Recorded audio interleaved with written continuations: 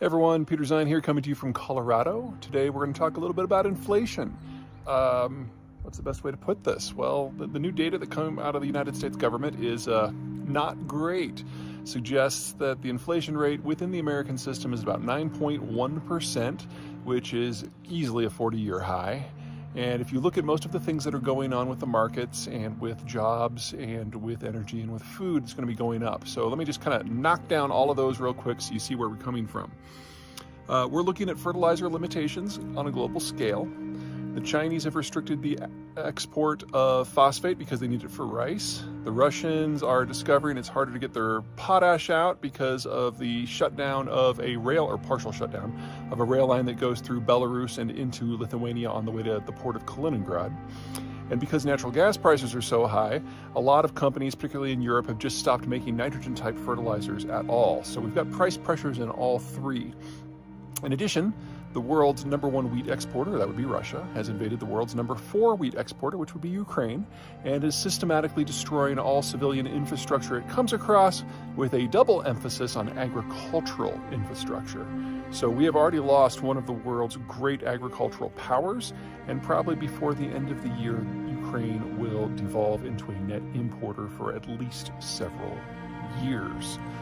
On top of that, the baby boomers are moving into retirement, and the replacement generation that is taking their jobs are known as the Zoomers. Well, the baby boomers are the largest generation we've ever had, and the Zoomers are the smallest. In calendar year 2022, that is already a shortage of 400,000 workers. That number is going to increase each and every year until at least 2034, where it will probably peak at around 900,000 shortage. Oh, dear. Anywho, none of these pressures are what you would call transitory, and they are in addition to the fact that the U.S. consumer has about $2 trillion of spare cash still saved up from the aftermath of COVID. And so we're not seeing meaningful reductions in retail sales or general consumption. In fact, with us now midsummer, people are traveling as much as they possibly can, which is putting more pressure on everything. The only way to get inflation under control, well, you've got 2 options. Number 1, you can suppress demand, or number 2, you can increase supply. And there's really little reason to expect either of those to happen in the next several weeks. So we should expect the data for at least August and September to be as bad, if not worse. This is not going to get better anytime soon.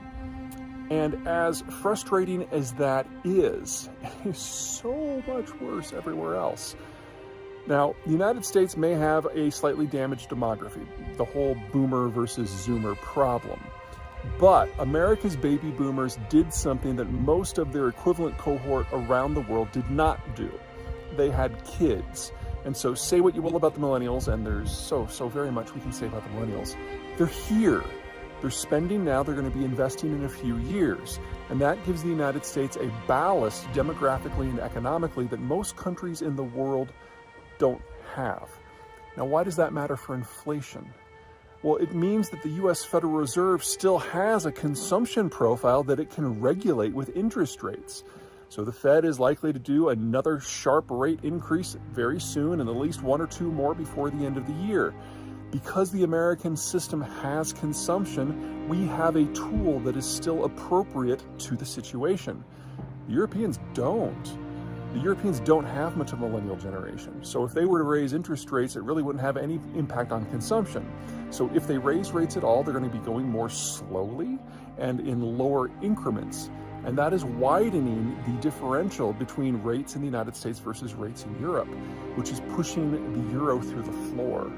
Just today, same day that the inflation data came out, the euro officially dropped below parity, something that it hasn't done in 20 years. And while there's always all kinds of fun and crazy stuff that happens with currency trades, on the whole, we shouldn't expect it to ever recover. There's no consumption. Interest rates are not an appropriate tool. You should expect capital costs in Europe to steadily rise at the same time that in the United States there's a greater return on any sort of investment. That tells me, whether you're looking at food or energy or labor, North America is in a better position And so North America is going to be the safer investment bet, and we're just have this massive flow of capital across the Atlantic.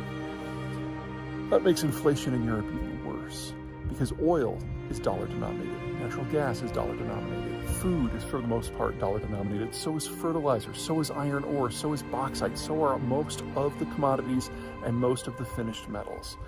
And now the Europeans are not simply dealing with less consumption and less economic activity and more exposure to Russia, they're also dealing with an environment of a currency weakness. So everything that they need to make modern society work has to be imported in someone else's currency, and that currency is going through the roof.